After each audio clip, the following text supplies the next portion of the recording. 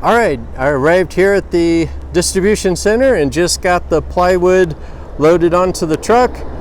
It comes in a extra long pallet like this, and they just use the forks and put it up in the back of the truck. It's mostly kind of raining on and off. I'm going to go ahead and get this home and get it unloaded. All right, that's enough for this segment. All right, just made it home and got the straps off, and this is the first look at the plywood that's ready to be unloaded. It looks like it survived the journey quite well. I mean, you know, a few dents and dings, but that's to be expected.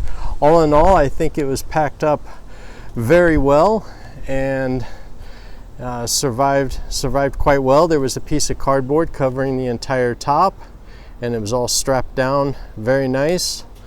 So I think that's pretty much all. Thank you to Bedard Yacht Designs for loading this up and shipping it out. All right, I'm all done unloading, and before I get the pallet out of the truck, I wanted to show you one more thing that Bedard Yacht Design did when they packed this up.